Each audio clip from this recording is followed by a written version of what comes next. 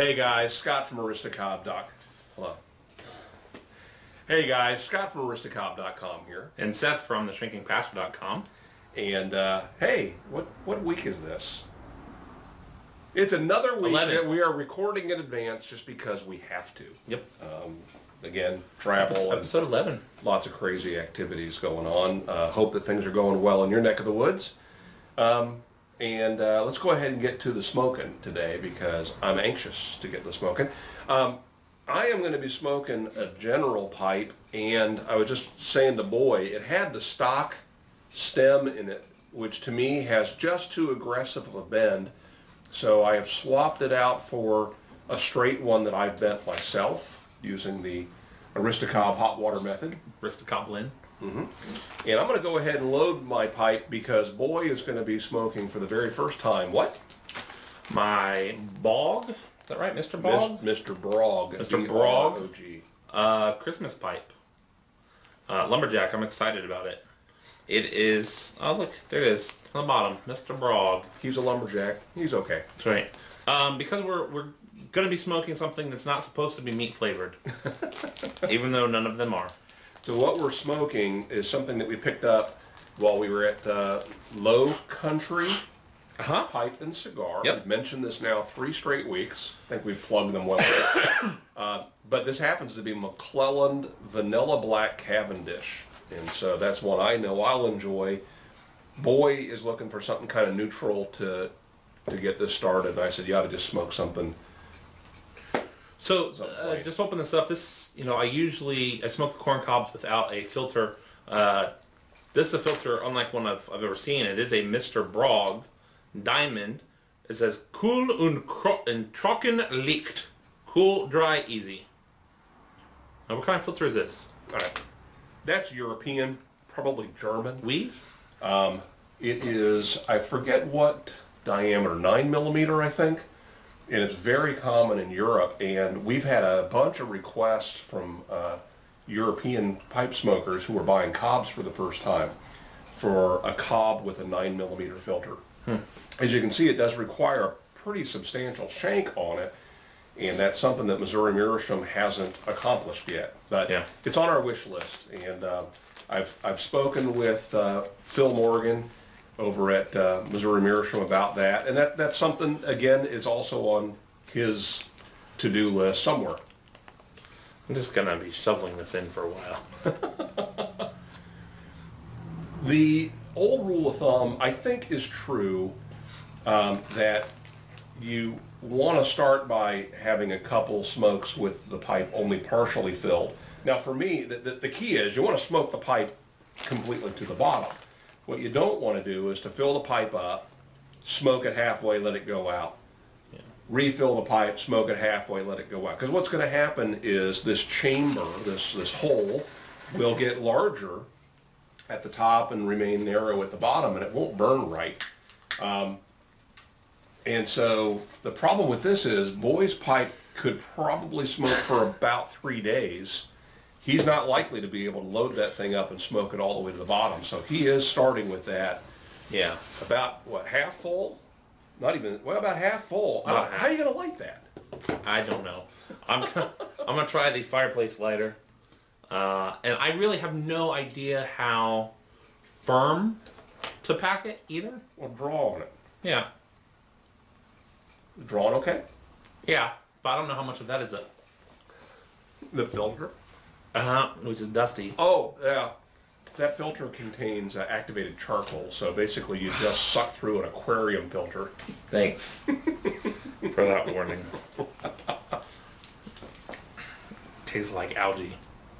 All right, so while Boy is getting that lit, I thought I'd share with you a newish toy of mine. Gotta get this thing lit.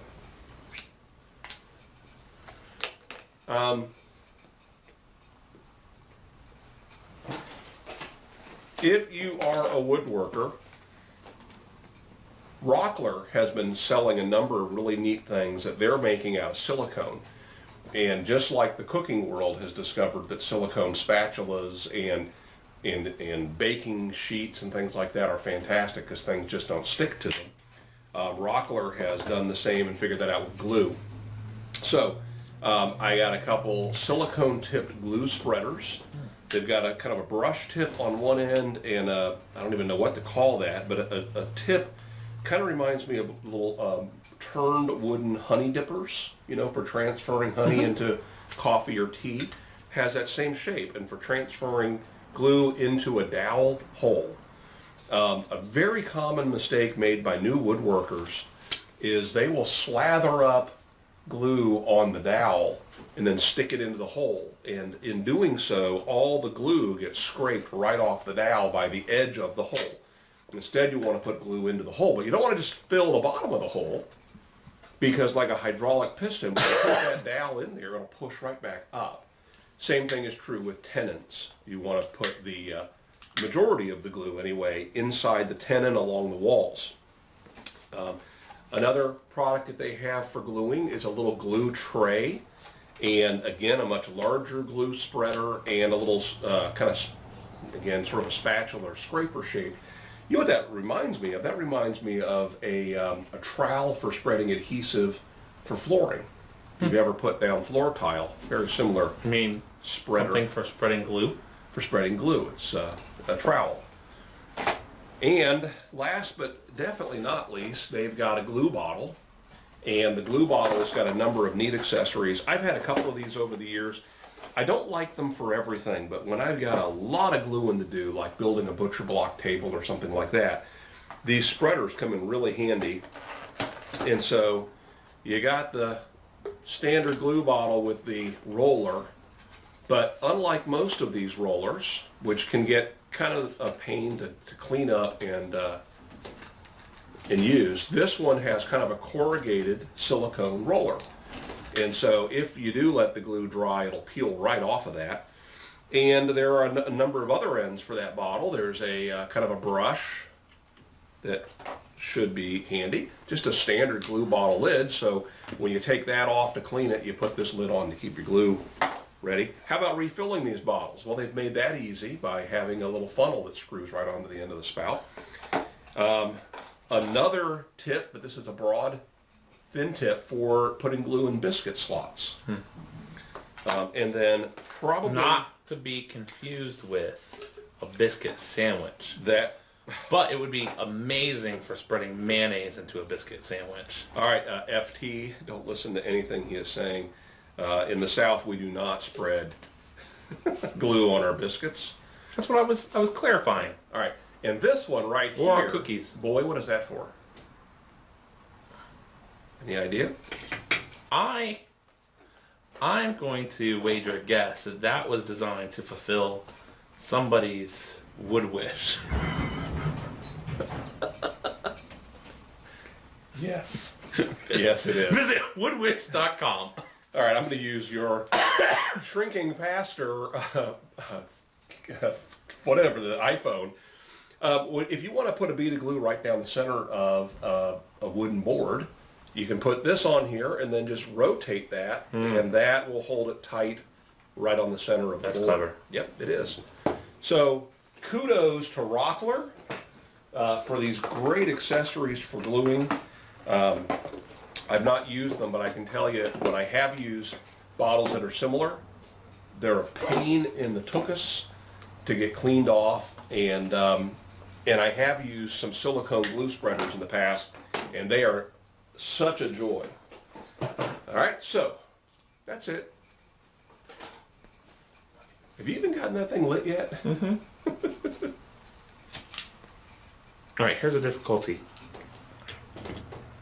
I'm pretty sure that it's only lit in one or two spots, and then they're burning straight down. Well, draw on it. Let me see.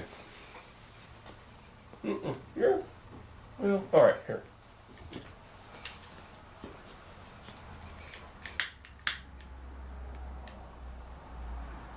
Oh, do some more. That's nice. Yeah, there you go. There you go. Keep going.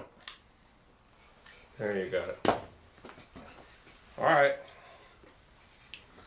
How about something over the holidays that, you know, I mean, you talk about your toys. I'm going to talk about technology toys for a little bit. Okay.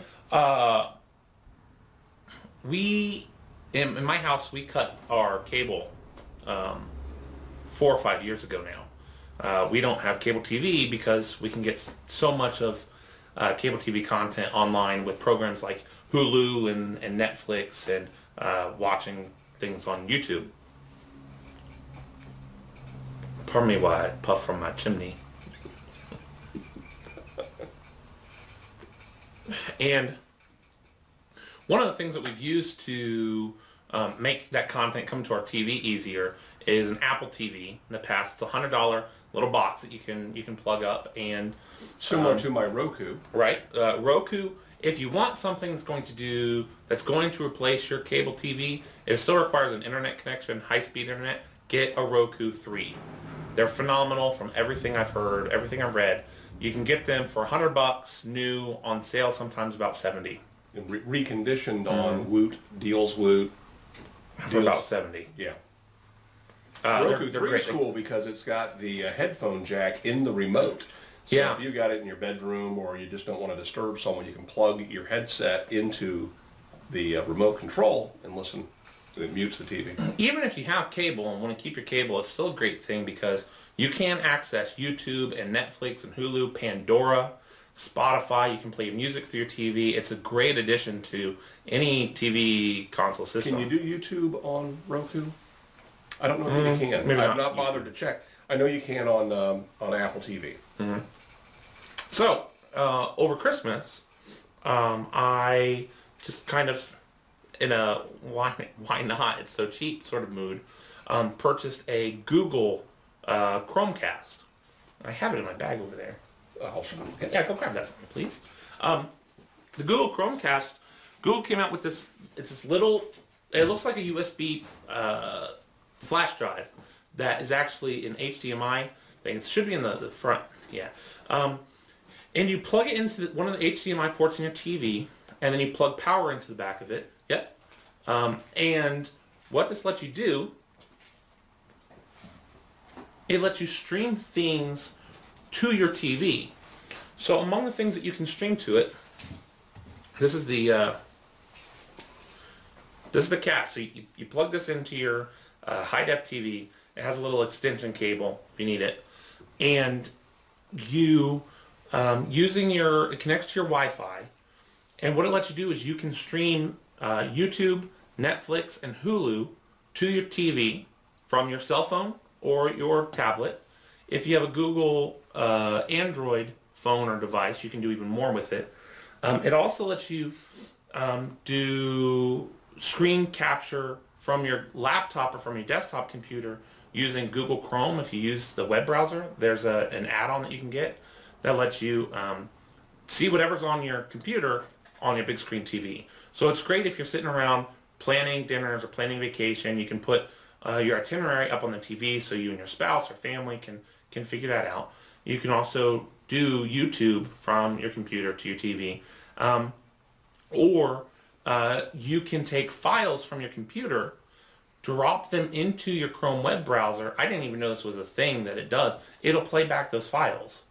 And so you can use your Chrome web browser as a movie viewer or picture viewer. And then if it's within that tab, it can also be shot to your TV. So I can do all of those things with my Apple TV, which cost me $100 2 years ago. The Chromecast is $35, brand new. Wow. $30, I was able to get it on sale around Christmas time. So it's a cool piece of technology. And because it uses a Wi-Fi signal and it's such a small, compact device, you can take it anywhere and use it. So you're not bound to keeping it at your house. So we went on vacation out of town. We were able to plug it up to the TV and stream stuff there. Businesses can use it if you're a small business and want to have a slideshow on a TV, and there really isn't a cheaper way to do that. Cool piece of technology. But of course it is Google, and therefore it's evil. Well, you do have to have a Google Plus account to use it. That's the catch. And it's going to use your real name when you sign up for your Wi-Fi. Right, that's right. And if you want to change channels, you can't do that anymore either.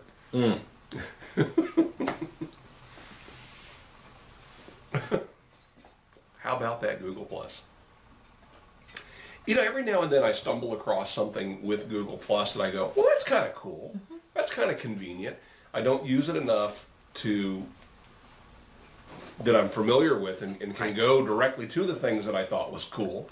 I guess I'm going to have to give in and use it more. Google Plus, when it came out, I thought it was an awesome social network. It still is. It's got some features that are very, very smart. Being able to have circles of people that you share your content with, and not everybody, that's brilliant. The Google Plus Hangouts is just awesome. The fact that if you have more than, I think, 50, maybe 100 YouTube subscribers, you can do a live video event, and it streams to YouTube and your Google Plus channel, and you can embed that on another website. That's cool technology. The problem with it initially is no one was using it. Now the problem is everyone has to have it, and no one is using it. And so it shouldn't be something that they're forcing users to try to adopt. Right. Should find a way to promote its functions. Yeah, because it is cool.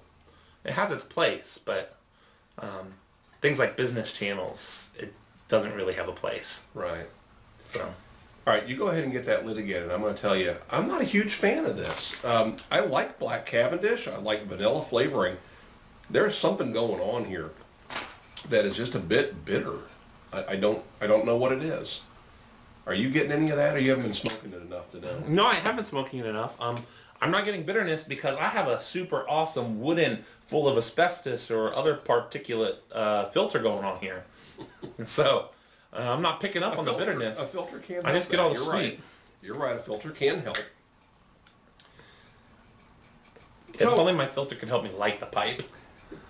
Goodness. This is going to have to be a top to bottom pipe.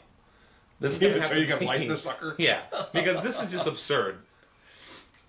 Do any of you have a pipe like this? I mean, really, we talked about this. The freehand and the general are roughly that same height, but they don't have quite the same capacity. And so I don't usually have a problem. If I'm going to whip this pipe out, it's because I know I have a little bit of time to smoke it.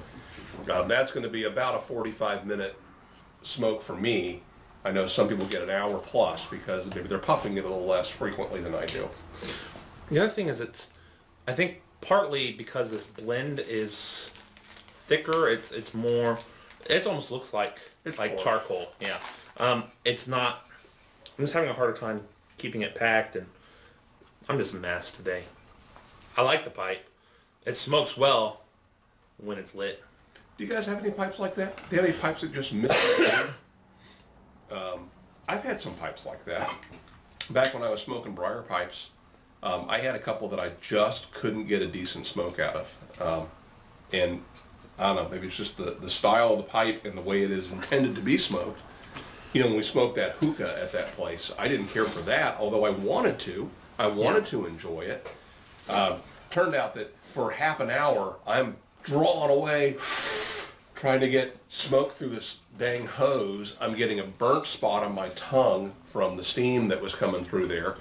All the while, Boy is puffing away on his hose, coming through the same pipe. And after that half hour, I said, let me try yours. Totally different experience. Yeah. I don't know what was going on there, but... We should get the URL Hose Wishes. That'd be good. That'd be a good companion blog. I'm funny. Well, that's all I got. You know, in our family, when someone is just giggly and saying things that only they are finding funny, we refer to that as Laughterbation. And Boy is Laughterbaiting right now. It's not funny, son. No, they think it's funny. No, they don't. Tell us if you think it's funny. Also, we laugh at Mom when she brings up Laughterbation because she likes to say that we're self-laughter-baiting, and isn't that implied? Isn't that just redundant? I think so. Yeah. You know, there is one more thing I want to say. I don't think we have time. All right, do it quickly. Can you mentioned the Alton Brown show and then his concept of this diet that you and your bride are on. Can you tell us just real quickly, like the essence of that? Yeah. He developed these 4 lists, and each list has a different purpose. So the first list are the foods that you have to eat every day, and those are, among other things, leafy greens, fruits, green tea, nuts, carrots, and so you have to have those every day. The second list are 3 times a week foods that you have to have at least 3 times a week. Those include oily fish, broccoli, other things. The third list are foods that you are only allowed to have 1 time a week. But you should have them once a week. Is that the idea? Or I don't know. I don't know that. I mean, you probably. I don't. They're the non-nutritional foods. So those include. Wait, well, hold on. Red meat's on there. Yes. Non-nutritional. Red meat. Yeah, but I mean, you don't have to have red meat to get the things that are in red meat. Right? You can I choose to get the flavor. Well, and that's why they're on the list. So I don't think that they are, because that list is red meat, dessert, alcohol, and pasta. So those are restricted to 1 time a week. And then there's a list of nevers, and the never foods include fast food, soda, anything that uses the word diet, any canned soups, and any pre-prepared meals like TV dinners. And the argument for those is, the argument for the whole thing is know what you're putting in your body, put in good fuel, and what we found is it really makes it easy knowing that we have to have certain foods, because we're not thinking about the things that we can't have. Thinking about, okay, have I had my salad yet for today? Have I had my carrots? Have I had my nuts? Or have I had my oily fish for the week? And by the time you've filled your meals with those things, there's not a lot of room left over to really mess up. So we've kind of had to make up our own rules for the other stuff, like chicken or because it is a little pizza. vague, right? Absolutely. And so for the other things, we're taking in moderation.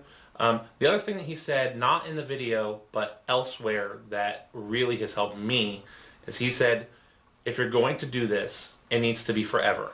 And so when you make the decision to start and that you're going to give up fast food, you're never going to have fast food, and you're never going to have soda or diet anything, those are forever decisions.